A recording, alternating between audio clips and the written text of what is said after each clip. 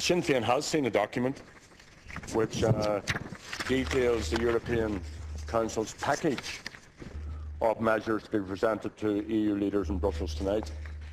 It's a bit amazing that I, as a leader of the opposition, have to bring forward a document to this Dáil, that the Taoiseach refused to do so. He refused to share the Van Rompuy proposals with the opposition. This document contains a number of very significant treaty changes aimed at imposing austerity on EU member states.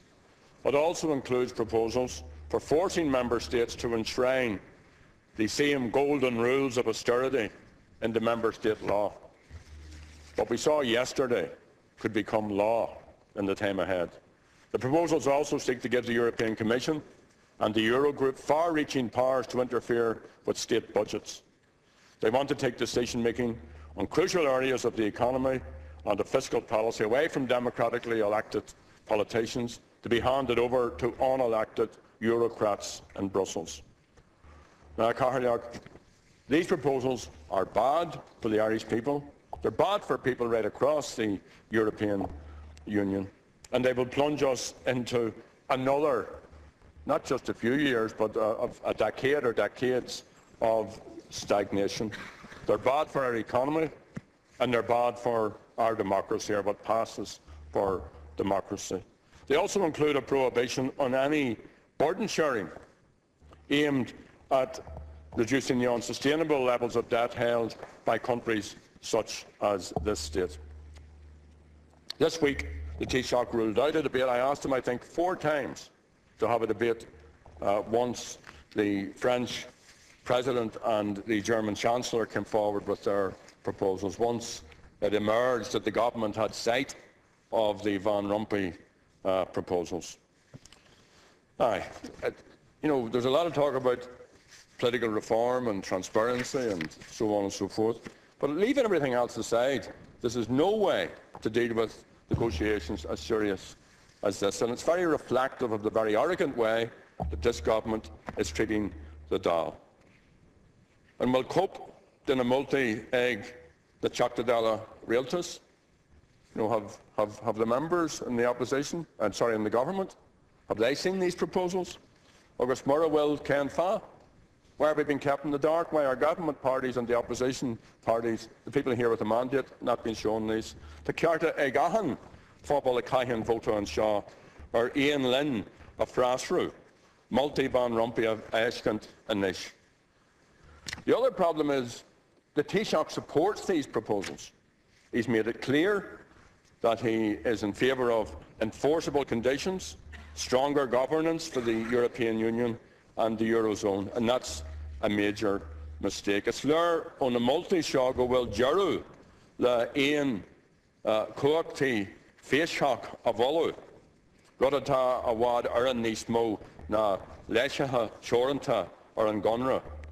Agus bhí an Taoiseach mar cineadh ar Fine Gael, mar bail den EPP, the European People's Parliament, a horan le héile partiala cosol lev trasna na horpa.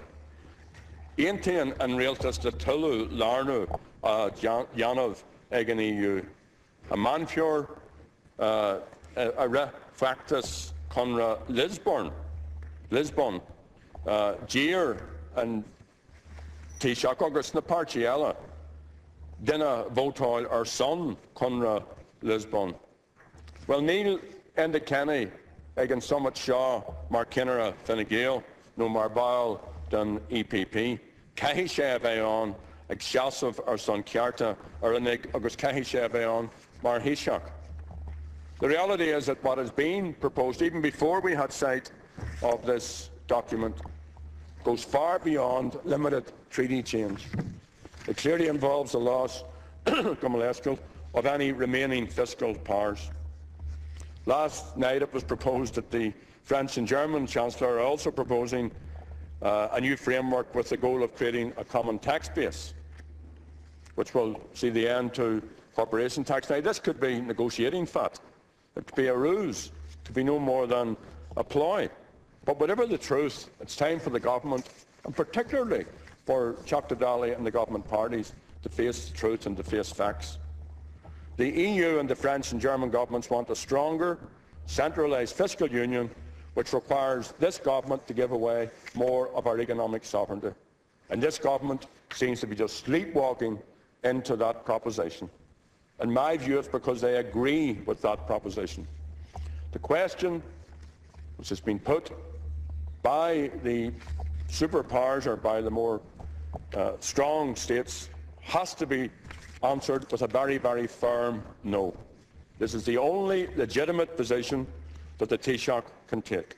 It's also a position favoured, in my opinion, by people right across the European Union, as well as Irish citizens, because progressive citizens of all political backgrounds are concerned at the loss of their rights. The Taoiseach, as someone said earlier, needs to put on the green jersey. As for Sinn Féin, we're the only party here which have been consistent in our positions on successive EU referendums.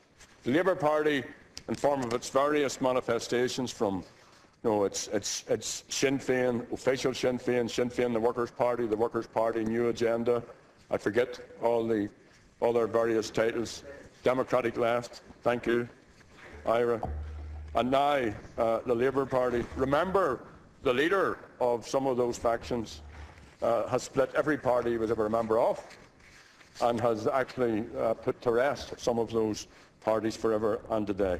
This party, Sinn Féin, is the only party which has been consistent in our position on successive EU referendums. And all of these latest developments show what we warned against has come to pass.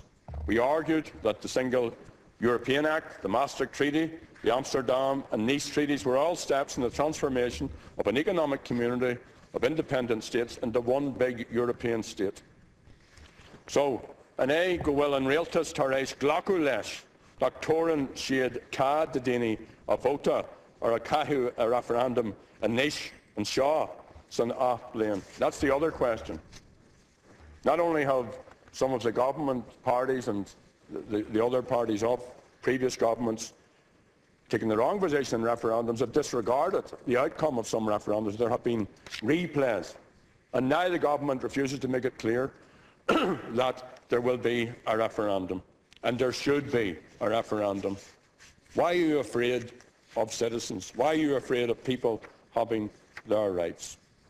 One of our primary objections to this entire process, because we're for a Europe, and Europe is bigger than the European Union, but we're for a Europe of equals, we're for cooperation, we're for a different type of European Union. And one of our objections was the fundamentally undemocratic nature of the Union that has been evolving. And I think the behaviour of the French and the German leaders in recent weeks have demonstrated this very, very clearly.